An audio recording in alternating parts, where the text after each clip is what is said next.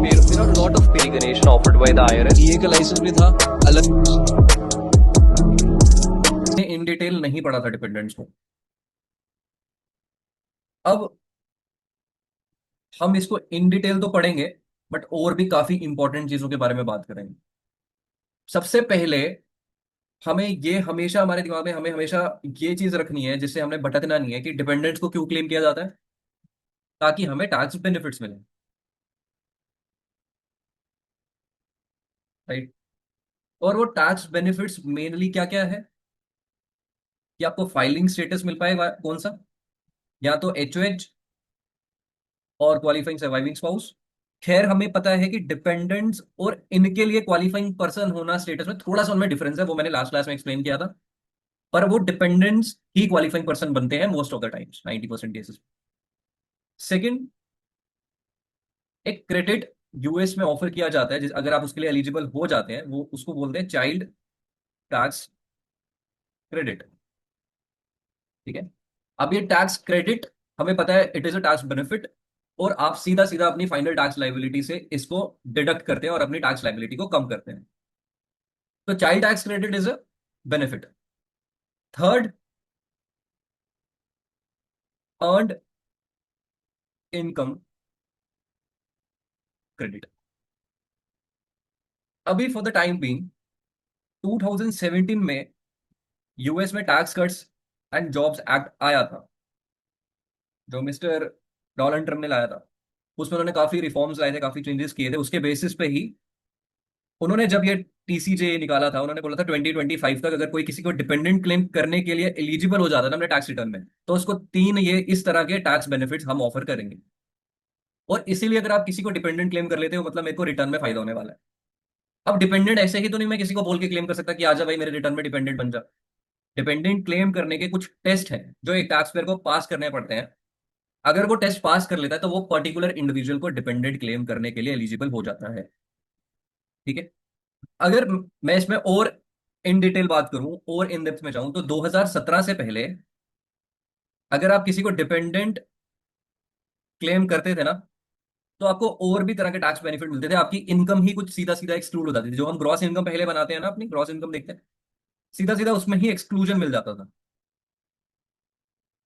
ठीक है। बट 2017 से 2025 तक अब ऐसा नहीं है। अब सिर्फ ये तीन तरह के ही टैक्स बेनिफिट अवेलेबल है अगर आप किसी को डिपेंडेंट क्लेम करें। आगे चलते हैं। अब ये वार्म अप कर रहे हैं हम, इनको इसको सबको इन डिटेल पढ़ेंगे। अब एक डिपेंडेंट, जब मैं बोलता हूँ ना डिपेंडेंट, आपके दिमाग में दो चीजें आनी चाहिए। या तो वो डिपेंडेंट क्वालिफाइंग चाइल्ड होना चाहिए, या तो वो पर्सन क्वालिफाइंग रिलेटिव होना चाहिए। ये क्या बोल दिया मैंने, ऊपर से चला गया।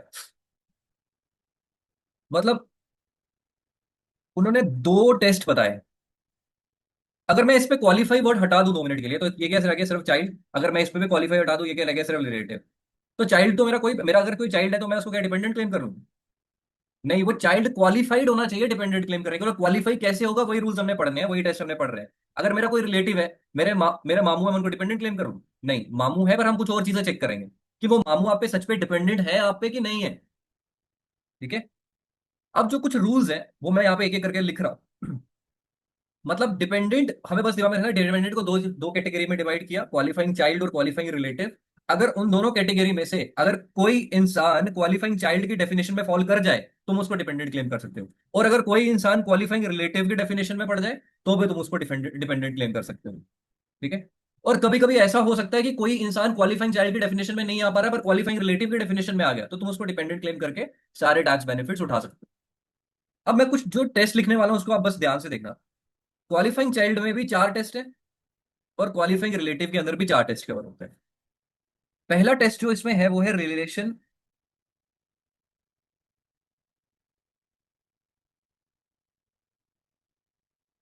Relationship test.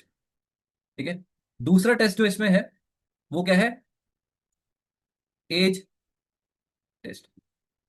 फोर्थ जो टेस्ट इसमें है वो है सपोर्ट टेस्ट। और जो सॉरी, थर्ड है। और जो फोर्थ टेस्ट इसमें है वो क्या है, हमारा रेजिडेंसी। टेस्ट। ये किसके मैंने टेस्ट बताया? क्वालिफाइंग चाइल्ड के।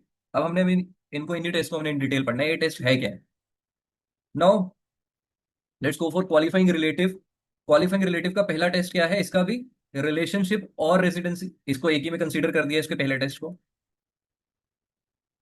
दूसरा टेस्ट क्या है? Gross income test. Third test क्या है? थर्ड टेस्ट है, I guess, must not be a qualifying child. ठीक है। एंड आपका जो फोर्थ टेस्ट इसमें है, दैट इज सपोर्ट टेस्ट इसमें भी। ठीक है। तो सपोर्ट टेस्ट आपको और रेजिडेंसी कुछ टेस्ट तो कॉमन ही दिख रहे होंगे, बट इन ये किस तरह से लगे हम डिस्कस करेंगे। तो अभी हमने जो वार्म अप किया, हमने उसमें ये चीजें समझी कि अगर कोई इंसान को अगर किसी टैक्स पेयर को, ऐसे समझेंगे, किसी टैक्स पेयर को अपने रिटर्न में किसी को डिपेंडेंट क्लेम करना हो अगर, तो टैक्स पेयर को कौन से टेस्ट पास करने पड़ेंगे? या तो ये वाले कर ले, या तो ये वाले कर ले, किसी की भी डेफिनेशन में उस पर्टिकुलर डिपेंडेंट जिसको वो मान रहा है उसको फॉल करवा ले और उसको अपने आईटीआर में क्लेम कर ले एज अ डिपेंडेंट और टैक्स बेनिफिट उठा ले। बस इतना समझ आ गया। अब पढ़ते हैं अपने नोट्स।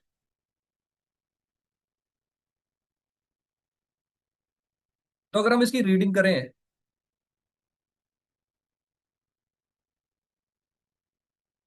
पहले तो वो वही सेम बात बोल रहा है जो मैंने आपको बताई। From 2018 through 2025 the personal exemption amount is zero. मतलब अब वो एग्जेम्पशन नहीं मिलती, वो वाला टैक्स बेनिफिट था तो सीधा सीधा कुछ एक्सक्लूड कर लेते थे बेसिकली।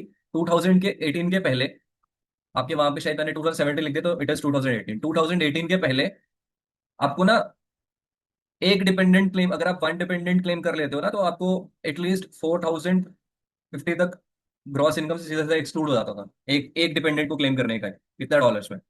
ठीक है, वो कुछ और रूल्स है, वो क्या करेंगे उनको पढ़ के, दैट इज हिस्ट्री। बट आपको पता होना चाहिए कि अब ऐसा कुछ नहीं है। Meaning you loan no longer subtract a set amount of income for your self और डिपेंडेंट्स। ना अपने लिए कर सकते हैं ना आप डिपेंडेंट किसी सकते हैं, बट हाउएवर कुछ और टैक्स बेनिफिट्स हैं, इसलिए हमें डिपेंडेंट्स अभी तक पढ़ना पड़ता है। वो कौन से हैं? एचओएच जो हम पढ़ के आ चुके हैं, चाइल्ड टैक्स क्रेडिट और अर्न इनकम क्रेडिट।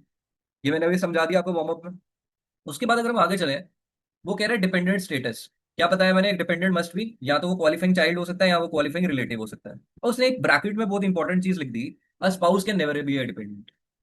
मतलब अगर मैं एज अ टैक्स पेयर किसी को भी एज अ डिपेंडेंट क्लेम करना चाह रहा हूं, तो वो मेरी अपनी वाइफ या मेरा अपना हस्बैंड नहीं होना चाहिए। ठीक है। मैं अपने हस्बैंड वाइफ को डिपेंडेंट क्लेम नहीं कर सकता, कभी भी नहीं कर सकता, सीधा सीधा मना किया।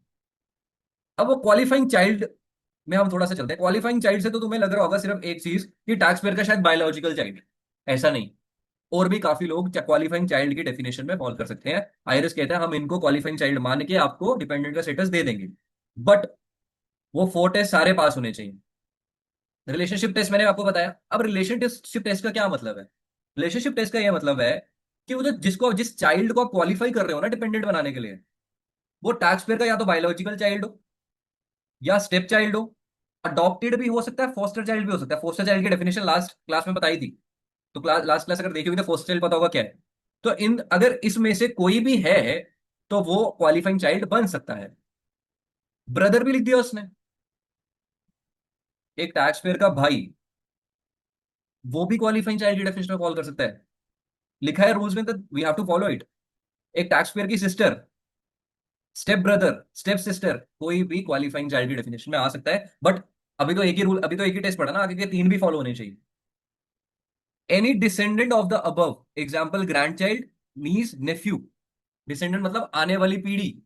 ठीक है, एक अगर हम जनरेशन स्किप कर दें उसके बाद मेरी आने वाली पीढ़ी, अगर वो कोई है, अगर ये टैक्स पेयर किसी के दादू जी हैं लेट्स सपोज, और इनकी ये पोती है, तो ये इनको भी, इसको भी क्वालिफाइंग चाइल्ड में अपने रिटर्न में दिखा सकते हैं। An adopted child is always treated as a taxpayer own child. Adopted child तो मतलब वो टैक्स, वो तो कोई फर्क ही नहीं है, वैसे भी उसको क्वालिफाइंग चाइल्ड में मैं कैटेगराइज कर रहा हूँ। बट हाँ, वो टैक्स पेयर का अपना ही बायोलॉजिकल मानते हैं वो अपने इनकम टैक्स डिपार्टमेंट के पॉइंट ऑफ व्यू से, उसने ये बोला। एग्जाम्पल वो क्या कह रहा है, Lisa legally adopted son qualifies under relationship test even though they are not biologically related. तो इसने वो नॉर्मल एग्जाम्पल दी। तो मेरे को पहला टेस्ट समझ आ गया, अगर इनमें से किसी भी तरह का है वो डिपेंडेंट जिसको मैं क्वालिफाई करना चाह रहा हूं, तो मैं उसको क्वालिफाइंग चाइल्ड की डेफिनेशन में रिलेशनशिप टेस्ट में घुसा सकता हूँ। इसका ये मतलब नहीं है कि वो मेरा बायोलॉजिकल चाइल्ड होना चाहिए। क्लियर है? उसके बाद उसने बोला एज टेस्ट। क्या बोला? Age test. At year end the child must be, एक सेकेंड, स्क्रीन शेयर है।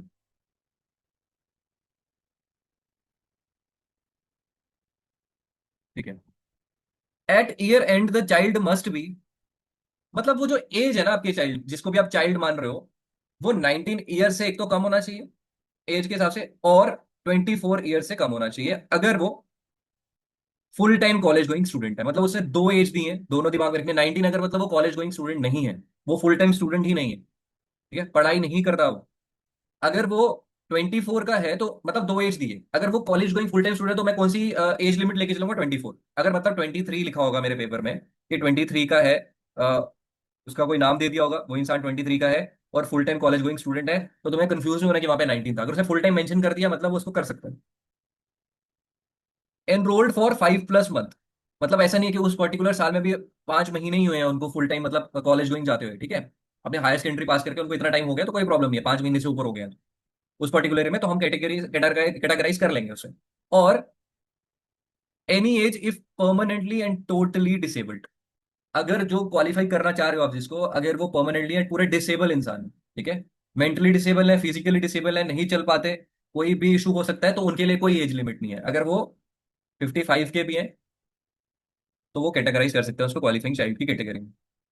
बट तुम्हें एक चीज यहाँ पे जरूर ध्यान रखनी है, बेसिकली मैंने मेंशन नहीं किया हुआ, बट तुम्हें वो तंग कर सकता है, क्योंकि मैंने कुछ ऐसी रियल लाइफ एग्जांपल देखी है। अगर टैक्स पेयर लगा लो, टैक्स पेयर की खुद की एज 50 है और वो 55 की एज का कोई डिसेबल पर्सन, ठीक है, तो वो उसको क्वालिफाइंग चाइल्ड की डेफिनेशन में ला रहा है। उन्होंने तो बोला कि कोई एज लिमिट ही नहीं है, आपने बोला था। ऐसा नहीं है, यू कांट डू दैट। हाँ, वो क्वालिफाइंग रिलेटिव डेफिनेशन में आ सकते हैं, that is possible, but qualifying relative में नहीं आ सकते। टैक्स पेयर से एज कम होनी चाहिए उसकी। देन उसके बाद example, Tom is 23 and full time college going student for 8 months. 8 months लिख दिया उन्होंने, 2024 में 8 महीने भी, 8 मंथ्स भी गया है, तो ही meet the age test. Simple बात, ठीक है। उसके बाद थर्ड उन्होंने जो टेस्ट दिया, दैट इज प्रिंसिपल रेजिडेंस। जिसको भी आप क्वालिफाई कर रहे हैं ना डिपेंडेंट क्वालिफाइंग चाइल्ड के अंदर, उनका आपके साथ हाफ ऑफ द ईयर रहना जरूरी है। मतलब इसको यहाँ पे थोड़ा सा और इन डिटेल समझते हैं। Half of the year, third test क्या था? टेस्ट क्या है? Principal residence. अब मैं यहाँ पे आपको दो तीन चीजें बताऊंगा।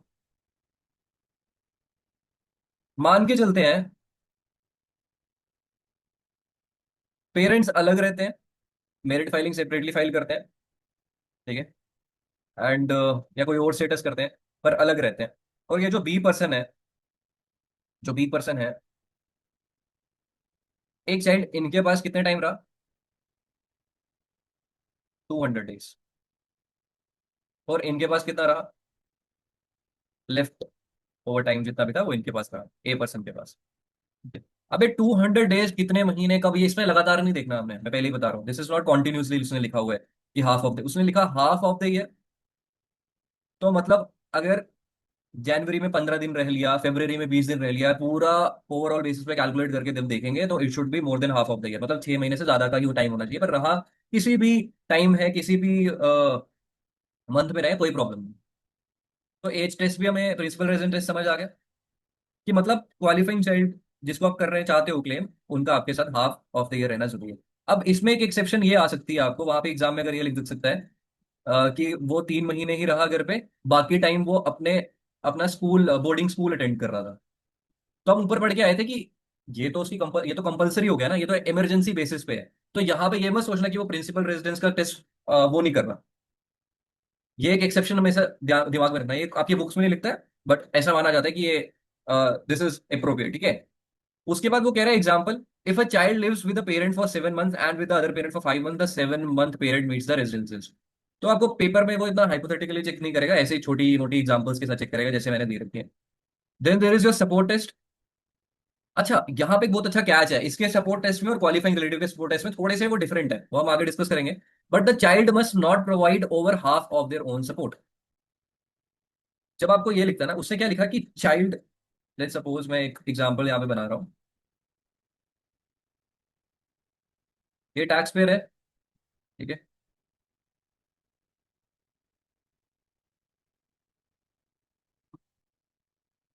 ये इनका फोस्टर चाइल्ड है, लेट सपोज। इसको ये डिपेंडेंट क्लेम करना चाहते हैं, और इसकी एज है 22। अब इसके अपने कुछ पर्सनल खर्चे होंगे, जिसमें फूड, क्लोथिंग, एजुकेशन एक्सपेंसेस, है ना, हो सकता है ना। और क्या पता है ये जो 22 ईयर्स का डिपेंडेंट है, जिसका नाम जॉन है, इसकी भी कोई फ्रीलांसिंग इनकम है। क्या पता इनकम ऑन करता होगा कहीं से, ठीक है। क्या पता कंटेंट क्रिएटर है, इन्फ्लुएंसर है, या कोई अनर्ड इनकम है, कहीं पे इन्वेस्ट कर रखा है, वहां से इंटरेस्ट आता है इसी के नाम पे, तो देयर इज अ पॉसिबिलिटी कि वो भी कमा रहा हो। तो वो ये बोल रहे हैं कि जब आप, ये इंसान मिलके, लेट सपोज जो टोटल इसका खर्चा है दैट इज 8,000, ठीक है।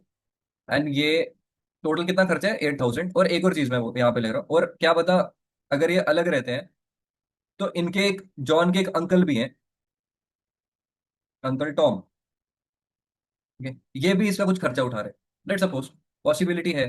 अंकल टॉम भी कुछ खर्चा जा रहा है, टोटल खर्चा कितना होता है, 8,000। और जॉन उसमें से कितना देता है अपना, 1,500।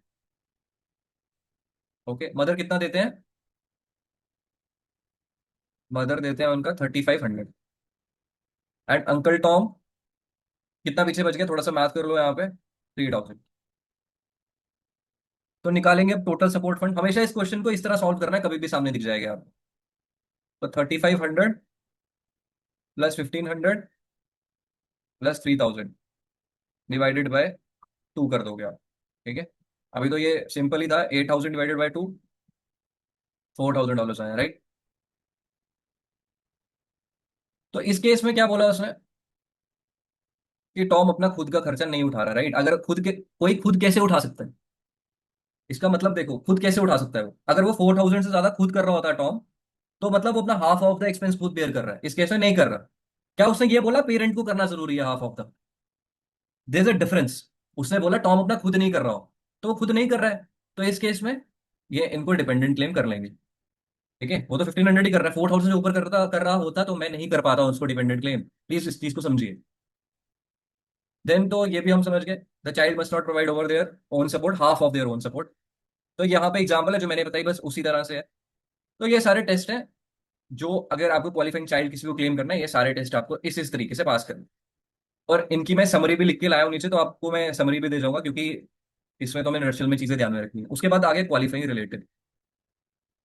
क्वालिफाइंग रिलेटिव के भी 4 टेस्ट है, और यहाँ पे अपने डिफरेंस देखना हर टेस्ट का क्वालिफाइंग चाइल्ड से कैसे अलग है, तभी तो अलग टेस्ट बनाया है। अब वो यहाँ पे और क्या चीज आएंगे थोड़े, अब वो कह रहा है रिलेशनशिप और रेजिडेंस दोनों एक साथ लिखे उसने। पहले उसने बोला रेजिडेंस टेस्ट के हिसाब से, अगर आपके साथ कोई पूरे साल रहता है और आपके वो अनरिलेटेड है, मतलब मेरा उसके साथ ब्लड रिलेशन नहीं है, वो मेरा फ्रेंड है या मेरा कोई दूर का कजन है, अनरिलेटेड है, अगर वो मेरे साथ पूरे साल भर साथ रहता है मेरे ही मेन होम में, तो मैं उसको शायद क्वालिफाइंग रिलेटिव में घुसा के डिपेंडेंट क्लेम कर पाऊंगा। बाकी टेस्ट देखने पड़ेंगे, सारे एक साथ मीट होने चाहिए, राइट। तो अच्छा, मेरे को एक नई चीज समझ आई है, जिसके साथ ब्लड रिलेशन भी नहीं है, वो चाहे मेरा फ्रेंड हो, कजन हो, अ, शायद आप किसके साथ रिलेशनशिप में हैं, आप लिव इन रिलेशनशिप में हैं, वो आपके साथ पूरे साल रहते हैं, आपके पार्टनर, दो आपकी शादी नहीं हुई है बट वो आपके साथ पूरे साल रहते हैं, तो मतलब उसने क्या बोला, अनरिलेटेड हो, अगर पूरे साल हो तो पॉसिबिलिटी बन जाती है, ठीक है। तो फ्रेंड और कजन उन्होंने तभी बोला कि पूरे साल रहना जरूरी है। अगर मेरे साथ कोई 11 महीने रहता है और बाकी टेस्ट पास करता है, लेट सपोज मेरा वो बॉयफ्रेंड है या मेरी वो गर्लफ्रेंड है, तो क्या मैं क्वालिफाइंग रिलेटिव में उनको डिपेंडेंट क्लेम कर पाऊंगा, नहीं, एक टेस्ट फेल हो गया, उसने बोला पूरे साल साथ रहना जरूरी है, ठीक है। चलो, किन लोगों के लिए पूरे साथ साल रहना जरूरी नहीं है, जिनका ब्लड रिलेशन है, जिनका ब्लड रिलेशन है उनके साथ कोई उनके साथ कोई रेजिडेंसी टेस्ट है ही नहीं, उनके साथ सिर्फ रिलेशनशिप टेस्ट है। अगर आपका आपसे कोई ब्लड से रिलेटेड है, ठीक है, बाय ब्लड है या बाय मैरिज है, अब देखो, sister in law, father in law, ये रिलेशन मेरे कैसे बन गए, मैरिज के बाद, ठीक है। तो ये मेरा, इसको भी उन्होंने कंसीडर कर लिया किसमें, रिलेशनशिप टेस्ट में। ऐसा नहीं है कि सिस्टर इन लॉ का पूरे साल साथ रहना है, अगर वो लिख रहे हैं रिलेशनशिप में ब्लड, मैरिज और अडॉप्शन, अगर ये सब करके आपका उनके साथ रिलेशनशिप बन गया, तो एक साल रहने की जरूरत नहीं है। एक साल किसके लिए है, बस जो लोग अनरिलेटेड है। अब इसमें उसने क्या लिखा, grandparents, parents, siblings, in laws, aunts, uncle, nieces, nephews, सबके साथ ब्लड रिलेशन है, और जिनके साथ ब्लड रिलेशन नहीं है उनके साथ मेरा मैरिज रिलेशन हो सकता है, तभी उन्होंने इन लॉज भी मेंशन किया उसको, और अडॉप्शन भी इसमें मेंशन कर दिए। आई गेस कोई प्रॉब्लम नहीं होनी चाहिए, थोड़ा सा हल्का सा यहाँ पे टेक्निकल लग सकता है, बट इतना कुछ खास है नहीं। अच्छा, उन्होंने बोला a relationship bye marriage does not and after divorce और डेथ। यहाँ पे एक और कैच है।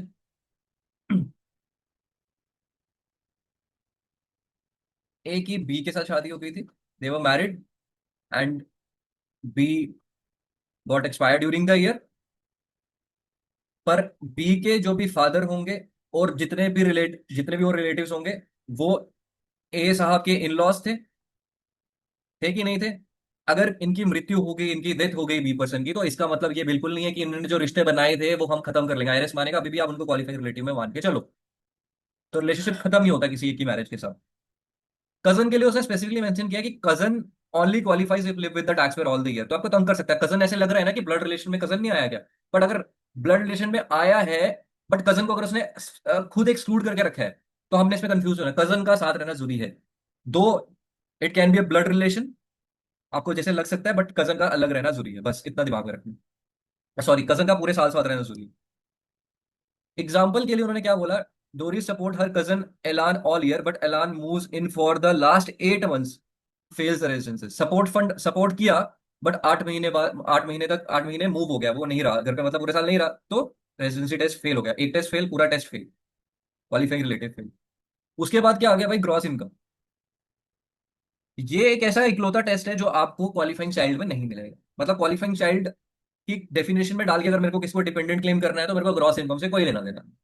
बट यहाँ पे है, उसने बोला कि जिसको भी आप क्लेम करने वाले हो ना अपना ग्रॉस डिपेंडेंट, उसकी ग्रॉस इनकम, मतलब अगर वो कुछ पैसे कमाते हैं, आप उसका ग्रॉस टोटल उठाते हो, that should be less than $5,050। ये आपकी बिल्कुल अपडेटेड लिमिट है।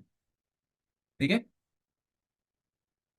अब उसने कुछ और चीजें बताई, ग्रॉस इनकम में सारी वो इनकम आएगी जो आप इंक्लूड करते हो, नॉट रिज्यूड द एक्सपेंसेस। मतलब ऐसा मत सोचना ग्रॉस इनकम और टैक्सेबल इनकम में कुछ फर्क है ना, जो बेसिक क्लास में पढ़ा था। ग्रॉस इनकम तो मतलब बिल्कुल अभी इनिशियल स्टेज की इनकम है, जिसमें बाद में डिडक्शंस मिलेंगे, वो अलग की बात है, बट अभी बिल्कुल ग्रॉस इनकम चेक करनी है हमने। इसके लिए क्या चेक करनी है, ग्रॉस इनकम। हाँ, बट इस पर्टिकुलर टेस्ट के लिए आप सोशल सिक्योरिटी, हमने जैसे लास्ट क्लास में पढ़ा था, कुछ केसेस में टैक्सेबल हो सकते हैं, बट सिर्फ इस पर्टिकुलर टेस्ट के लिए मुझे सोशल सिक्योरिटी बेनिफिट और म्युनिसिपल बॉन्ड इंटरेस्ट, जो कि एग्जेम्प्ट थी चीजें, इसके लिए मेरे को एक्सक्लूड करनी है, नहीं उठानी। मतलब जब मैं कैलकुलेशन करूंगा, लेट सपोज $7,000 आ रहा है, और मैं बोलूंगा यार शिट यार, ये तो फेल हो गया ग्रॉस इनकम लिमिट, नहीं, पर मैं एक बार चेक कर लूंगा कि कहीं मैंने सोशल सिक्योरिटी तो नहीं ऐड कर दी इसमें। अगर सोशल सिक्योरिटी उसमें 1600, सॉरी 1600 में कह रहा हूँ, $2,600 थी लेट सपोज, तो अब इसको माइनस करोगे तो वो अमाउंट 5,550 से, 5,050 से नीचे चला जाएगा। तो उस केस में मतलब नहीं, अभी आप हो, you are still in the test, बाकी चीजें चेक करो आप, चलो। तो ये उसने लिखा है। एग्जाम्पल वो दे रहा है कि 6,500 अलान अर्न करता था 2024 में, फेल कर गया ग्रॉस इनकम टेस्ट क्योंकि ज्यादा है ग्रॉस इनकम से। तो कितने, दो टेस्ट हमने क्वालिफाइंग रिलेटिव के पढ़ लिए। उसके बाद आ गया हमारा सपोर्ट टेस्ट। इसका सपोर्ट टेस्ट और उसका सपोर्ट टेस्ट में पूरी सारे ये एस्पिरेंट्स कंफ्यूज होते हैं, but there is a big big difference. इसके सपोर्ट टेस्ट में उसने लिखा है the tax payer must provide 50% of the person total support.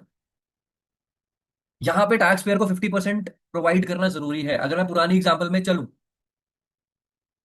Suppose यहाँ पे, अगर यहाँ पे 3,500 की जगह अगर मैं 4,100 लिख दूं, ठीक है, तो यहाँ पे कितना आ जाएगा, 4,100। अब इसका 8,000 के ऊपर टोटल जाएगा, तो आप उसमें मैथ कर लेना अपने हिसाब से। बट मैं आपको क्या बताने की कोशिश कर रहा हूँ कि इसका जो भी टोटल आएगा, वो टोटल को आप 2 से डिवाइड करेंगे, और आप उस केस में देखेंगे कि टोटल से अगर 50% से ज्यादा ही टैक्स पेयर को देना पड़ रहा है, तो ही वो सपोर्ट टेस्ट में उसको क्लेम कर पाएगा। इसमें बस ये डिफरेंस है कि वहां पे चाइल्ड का देख रहे हैं कि चाइल्ड कहीं खुद तो नहीं कर रहा 50% से ज्यादा, यहाँ पे टैक्स पेयर का देख रहे हैं। अगर टैक्स पेयर का 50% से ज्यादा होगा तो चाइल्ड का तो यहाँ पे ऑब्वियसली नहीं होगा। ठीक है, अगर यहाँ पे किसी कंफ्यूजन है तो वो पूछ सकते हैं। ठीक है।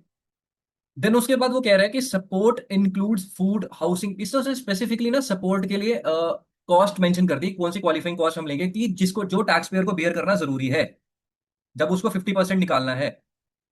अब जो भी क्लासेस में नया आया है उसको सपोर्ट फंड के बारे में अगर अच्छे से जानना है किस तरह से निकालते हैं, मैं पिछली क्लास में बता चुका हूँ। अगर इस क्लास में नहीं समझ आ रहा है, तो आप जब पुरानी क्लासेस देखेंगे तो आपको डेफिनेटली समझ आ जाएगा। अगर सेल नहीं आ रहा तो आप मेरे को पूछ लेना बाद में, आफ्टर द क्लास।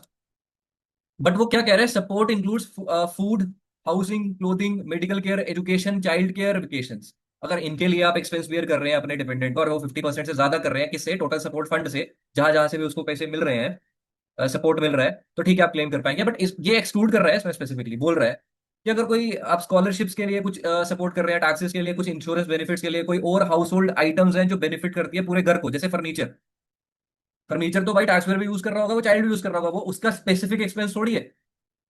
तो यहां से थोड़ी सी लाइन ड्रॉ करनी है, जब उसने बोल दिया यही वाले टेस्ट, यही वाले क्वालिफाइंग कॉस्ट है जिसका आपको 50% दिखना है, तो इसी का देखना है। एग्जाम्पल आप देख लो, if totally yearly support is 20,000, the tax payer must provide over 10,000 to meet the test. ये तो मतलब सिंपल था, अगर पूरा उसका 20,000 है और सिर्फ टैक्स पेयर एंड डिपेंडेंट ही दोनों इंसान है जो सपोर्ट करते हैं उसको, डिपेंडेंट को खुद भी सपोर्ट करता है और टैक्स पेयर खुद भी सपोर्ट करता है, तो इस केस में मैं मान रहा हूँ 12,000 टैक्स पेयर देता है और 8,000 वो खुद अपने सपोर्ट फंड के लिए यूज करता है। ठीक है, तो इस केस में क्योंकि वो 50% से ज्यादा कर रहे हैं विच इज 12,000, तो वो उसको क्लेम कर पाएंगे। अब इसमें तुम अगर कुछ एग्जांपल लेना चाहते हो तो ऐसे एग्जांपल ले सकते हो कि अगर लेट्स सपोज तुम्हारी कोई बुजुर्ग मदर है या फादर है, वो कहीं अकेले रह रहे होंगे, ठीक है, अकेले रह रहे होंगे, उनकी कुछ पेंशन आती होंगी, ठीक है, पेंशन के लिए वो खुद को सपोर्ट कर पाते हैं, बट 50% से ज्यादा तुम ही कर रहे हो उनको सपोर्ट, राइट, तो जो भी 50% से ज्यादा कर रहा है वो कह रहा है वो क्लेम कर पाएगा डिपेंडेंट, और भी कोई लोग क्लेम, मतलब सिर्फ ऐसा नहीं है कि टैक्स पेयर, क्या पता कोई और लोग भी क्लेम कर रहे हो, बट सबका अगर देखें, किसी का बन रहा है 35%, किसी का बन रहा है 40%, खुद वो अपना 10% लगा रहे हैं, और पर जो क्लेम कर पा रहा है वो 50% से प्लस में ही है, मतलब वो ऊपर ही है, बस इतना दिमाग में रखना है। अच्छा, देन उसके बाद कुछ स्पेशल रूल्स हैं। अच्छा, पहला स्पेशल रूल हम पहले पढ़ के आ चुके हैं, डाइवोर्स सेपरेट पेरेंट्स के बारे में। अगर कस्टोडियल पेरेंट है, अगर डाइवोर्स हो चुका है और किसी एक पेरेंट के पास कस्टडी है चाइल्ड की, ठीक है, जुडिशियल ऑर्डर के हिसाब से किसी एक पेरेंट को ही बोला गया है कि आप अपने पास चाइल्ड को रखेंगे, और उनके पास ही चाइल्ड काफी देर तक रहता है, लेट्स सपोज 8 मंथ्स तक रहता है, तो यहाँ पे उन्होंने एक एक्सेप्शन दे दी, यहाँ पे एक एक्सेप्शन दे दिया, अगर आप फॉर्म 8332 फाइल करते हैं, मतलब ये फॉर्म क्या करता है, ऑथराइज करता है एक पेरेंट जिसके पास कस्टडी है, वो दूसरे पेरेंट को ये फॉर्म पे साइन करके डिपेंडेंट क्लेम करने के लिए दूसरे पेरेंट को ऑथराइज कर सकता है। लेट्स सपोज दूसरा पेरेंट सिर्फ 4 मंथ तक ही, उसके पास चाइल्ड 4 मंथ तक ही रहता है या उससे कम रहता है, बट स्टिल अगर 88332 एक कस्टोडियल पेरेंट ने दूसरे को दे दिया, तो वो डिपेंडेंट क्लेम कर सकते हैं, ये उन्होंने बोला। ठीक है, तो यहाँ पे एक स्पेशल रूल है, ये एक तरह से एक्सेप्शन है आपके डिपेंडेंट क्लेम करने में। उसके बाद वो क्या कह रहे हैं, मल्टीपल सपोर्ट एग्रीमेंट, ये भी थोड़ा सा इंपॉर्टेंट है। अब लेट्स सपोज लेट्स सपोज ऐसा पॉसिबल है ना,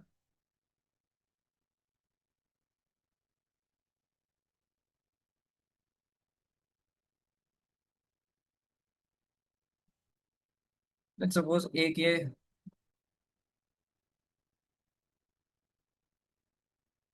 लीजा है, ठीक है, इसकी एज इज 18 ईयर्स, एंड ये ये पर्सन 1 है, ये पर्सन 2 है, ये पर्सन 3 है, ये सारे मल्टीपल लोग इनको सपोर्ट करते हैं। ठीक है,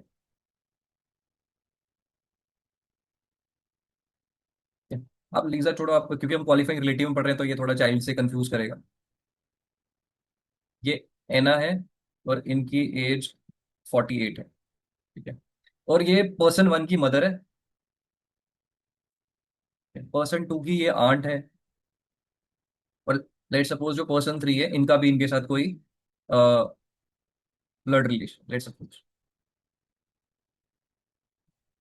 अब इनको सारे सपोर्ट कर रहे हैं, दो ही अपने आप को खुद भी सपोर्ट कर रहे होंगे, राइट, तो वो कह रहे हैं अगर सारे सपोर्ट करके 50% से ऊपर अगर कोई नहीं जा पाता, जब सारे सपोर्ट कर रहे हैं, और फर्स्ट पर्सन है, ये इनको सिर्फ 35% सपोर्ट कर पा रहे हैं, ये 40% सपोर्ट कर पा रहे हैं, और जो पर्सन 2 है वो भी इनको 25% सपोर्ट कर पा रहे हैं, और ये खुद भी अपने आप को कुछ परसेंट पे सपोर्ट कर रहे हैं, लेट्स से 5%। अब देखना कि कितना बन रहा है, 40 40 हो गया 100, ठीक है। अब कोई 50% के ऊपर नहीं है, तो हम कैसे निकालें कौन पर्सन डिपेंडेंट क्लेम करेगा, मुश्किल हो गया। तो आईआरएस ने बोला अगर ऐसा केस बन जाता है, उसको हम मल्टीपल सपोर्ट एग्रीमेंट की डेफिनेशन में घुसाएंगे, और ये बोलेंगे कि जो भी लोग 10% से ऊपर सपोर्ट कर रहे हैं ना, वो कौन कौन लोग हैं, ये भी 10% से ऊपर कर रहे हैं, ये भी 10% से ऊपर कर रहे हैं, ये भी 10% से ऊपर कर रहे हैं, सब 10% से ऊपर कर रहे हैं। ये सारे लोग मिलकर, मैं यहाँ पे स्पेसिफिकली लिख रहा हूँ, मिलकर डिसाइड करो, करो कि कौन कि कौन डिपेंडेंट क्लेम करेगा। लेट्स सपोज सबने मिलकर डिसाइड किया और सबने माना कि आप पर्सन वन को करना चाहिए, या सबने माना कि पर्सन टू को करना चाहिए, कोई करेगा तो कोई एक ही, या सबने माना कि पर्सन थ्री को करना चाहिए, वो इनके ऊपर है। ये उन्होंने बोला, और यही आपकी डेफिनेशन में लिखा हो। एक second.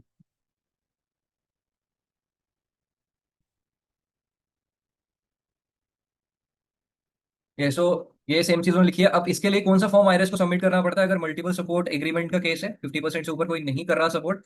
One person in the group providing over 50% total support can claim the dependent if they provide over 10% of the support. No one person provides 50% individually, है ना, नहीं कर रहा कोई भी अभी। और 10% के ऊपर तो सारे करते हैं, इसलिए मैंने आपको ऐसी एग्जांपल बना के दे दी। All other providing over 10% sign a return consent, तो सब मिलके रिटर्न कॉन्सेंट लेंगे, साइन करेंगे कि ये पर्टिकुलर पर्सन हम सपोर्ट कर सकते हैं। तो उन्होंने सेम एग्जांपल दी है। Three sibling support there mother. Bob 40 करता था, सॉरी एना 40 करती थी, बॉब 35 करता था, तारा 25 करता था, कोई 50% तक नहीं करता था, बट सारे 10% के ऊपर ही सपोर्ट कर रहे हैं। तो जो 10% के ऊपर सपोर्ट कर रहे हैं उन वो रिटर्न में एग्री कर सकते हैं कि कौन अब एना को क्लेम करेगा। ठीक है, परफेक्ट। लास्ट हमारा जो टेस्ट बचा है that is must not be a qualifying child of a tax payer और एनीवन एल्स। तो ये तो सिंपल सा है, इसमें मुझे नहीं लग रहा कुछ एक्सप्लेन करना चाहिए।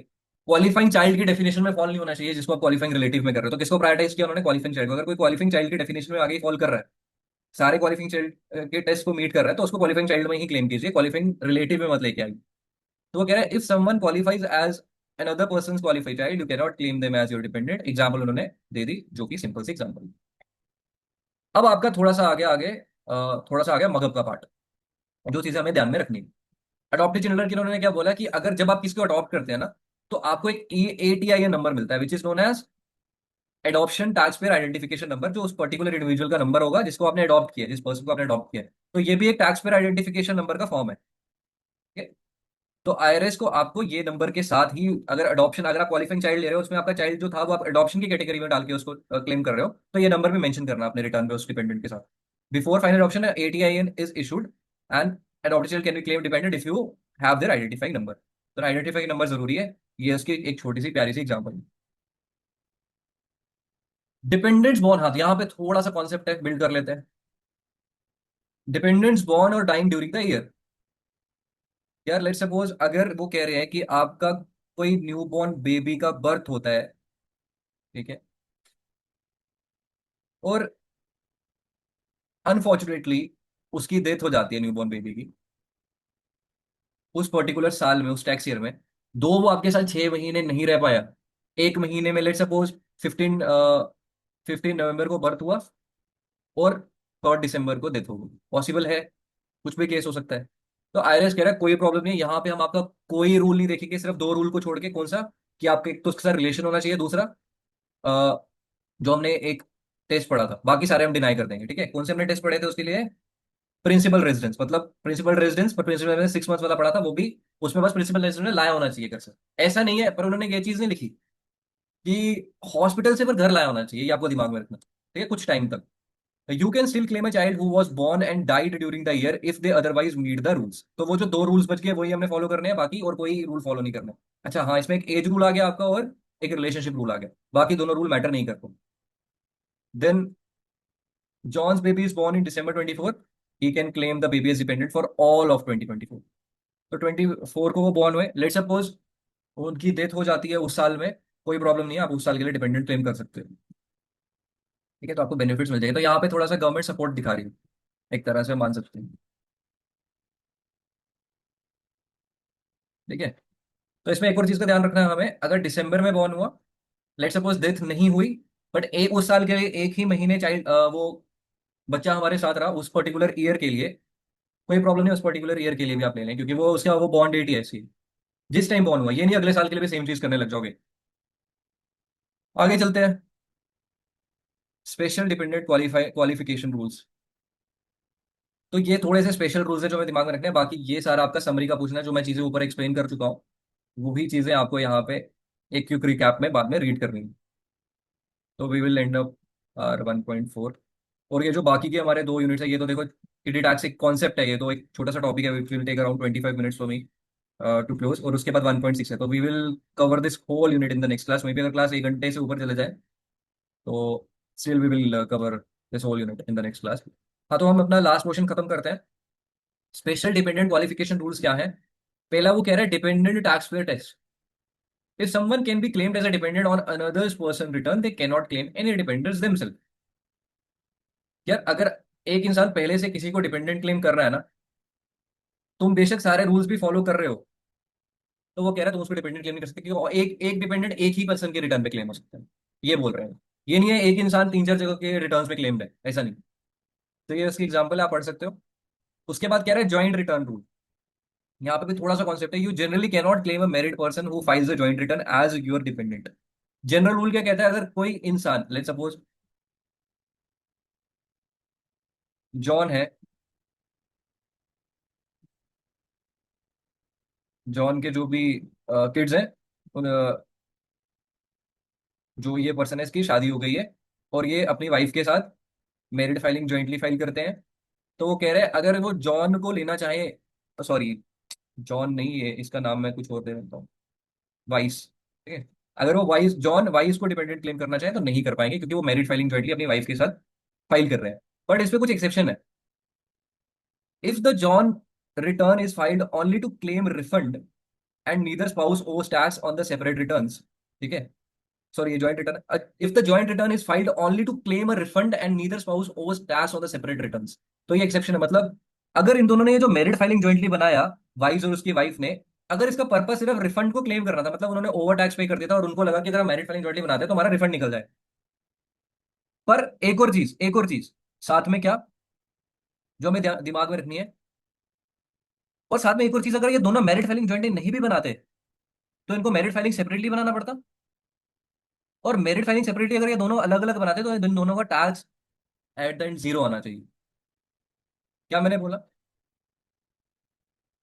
आईआरएस दो चीजें चेक कर रहा है इसमें। अगर मेरिट फाइलिंग ज्वाइंटली बना रहे हैं रिफंड क्लेम करने के लिए, और अगर मेरिट फाइलिंग सेपरेटली बनाते तो टैक्स वैसे भी जीरो आता। तो उस केस में अगर वो वाइस और उसकी वाइफ मेरिट फाइलिंग ज्वाइंटली भी फाइल करते हैं, John can still claim them dependent, जो कि बहुत रेयर सिचुएशन है। ठीक है। तो एग्जांपल के लिए Mr and Mrs Kind support their married daughter and son in law who file a joint return just to get refund, the Kinds can still claim that. यहाँ पे उसने इन्फॉर्मेशन नहीं दी मैरिड फाइलिंग सेपरेट लेगी, तो हम assume करके क्या चलेंगे, अपने फर्स्ट रूल के हिसाब से, कि वो उनको कर सकते हैं क्लेम। ठीक है। बट अगर आपको वहां पे दोनों चीजें दे देगा ना साथ में, कि मैरिड फाइलिंग जॉइंटली और रिफंड उनका कितना बन रहा है, सॉरी मैरिड फाइलिंग सेपरेटली करके एक की $400 टैक्स लाइबिलिटी बन रही है। अगर उसने ऐसे दे दिया, फिर अब वहां पे देखो कि मैरिड फाइलिंग जॉइंटली तो करके रिफंड तो क्लेम कर रहे हैं, बट अगर सेपरेटली बनाते तो $400 आ रहा है, तो वहां पे डिपेंडेंट क्लेम करके मत आ जाना उसको। That want work. अच्छा, उसने बोला सिटीजनशिप एंड रेजिडेंसी टेस्ट। ये बहुत इंपॉर्टेंट है। जो आप जिस चीज को डिपेंडेंट क्लेम कर रहे हो वो या तो यूएस सिटीजन होना चाहिए या तो यूएस रेजिडेंट होना चाहिए। दोनों में डिफरेंस क्लियर किया हुआ है पहली क्लास में। या तो यूएस नेशनल होना चाहिए या तो रेजिडेंट ऑफ कनाडा और मैक्सिको। यस। अगर see Canada is a different country, Mexico is a different country, but still आप अगर आप, अरे ऐसे लगा के चल लो, ये टैक्स पेयर है, इनकी छोटी सी बिटिया कनाडा अपनी एजुकेशन के लिए जाती है। ठीक है। तो अब लेट सपोज क्या वो उसको नहीं कर पाएंगे क्लेम डिपेंडेंट? कर पाएंगे। अगर वो कनाडा की रेजिडेंट बन जाती है वहां जाके, स्टिल वो उसको डिपेंडेंट क्लेम कर पाएंगे अपने यूएस टैक्स रिटर्न में। क्यों? अब उनका रूल दिया हुआ है, मे बी इनका जियोग्राफिकल डायमेंशन ऐसा है, कनाडा यूएस का, दोनों कंट्रीज के बॉर्डर्स जुड़ते हैं, और कोई भी हिस्टोरिकल प्रैक्टिकल रीजन हो सकता है। बट हाँ, वो ये कह रहे हैं अगर कनाडा और मैक्सिको है, ये समझते हैं कि लोग ये कंट्रीज पास है, तो यहाँ पे उनका जाना हो सकता है कि इतना पास हो, तो हम उनको भी, आप अगर वहाँ के भी रेजिडेंट है, हम क्या कर लेंगे, डिपेंडेंट में क्लेम कर पाओगे। उसके बाद उन्होंने क्या किया कि मारिया के 4 चिल्ड्रन है, अब्रॉड में रहते हैं, एक मैक्सिको में रहते हैं, कनाडा, दो कनाडा में रहते हैं। तो मतलब मैक्सिको वाले को और कनाडा वाले को वो क्लेम कर पाएगी, है ना। अब एक चिली में रहता है, इसको क्लेम नहीं कर पाएगी। ठीक है, क्योंकि उसने लिखा ही नहीं, जब तो हम क्यों ज्यादा दिमाग लगाएंगे इसमें। देन उसके बाद टैक्स पेयर आइडेंटिफिकेशन नंबर। उसने क्या बोला, you must list a tax payer identification number for each dependent on your return. अब हर डिपेंडेंट का भी अपना सोशल सिक्योरिटी नंबर हो सकता है, पॉसिबल है, या अपना आईटीएन हो सकता है, पॉसिबल है, या जैसे अभी हम एक पढ़ के आ रहे हैं, अगर अडॉप्टेड चाइल्ड है तो उसका एटीआईएन हो सकता है। है ना। एसएसएन तो होगा ही ना अगर वो यूएस का सिटीजन है या रेजिडेंट है, आईटीएन भी हो सकता है, कोई ना कोई टैक्स पेयर आइडेंटिफिकेशन नंबर होना चाहिए, टीआईएन होना चाहिए। ठीक है, तो उसने वही एग्जांपल दिया, अगर सोशल सिक्योरिटी नहीं है डिपेंडेंट का, कोई नंबर ही नहीं है जो टैक्स पेयर आइडेंटिफिकेशन नंबर की डेफिनेशन में फॉलो होता है, तो हम डिसअलाउ कर देंगे, ऐसे नहीं क्लेम कर पाओगे। तो यहाँ पे आपका सब यूनिट 4 पूरा खत्म होता है इस पर्टिकुलर क्लास में। This was all about your dependence.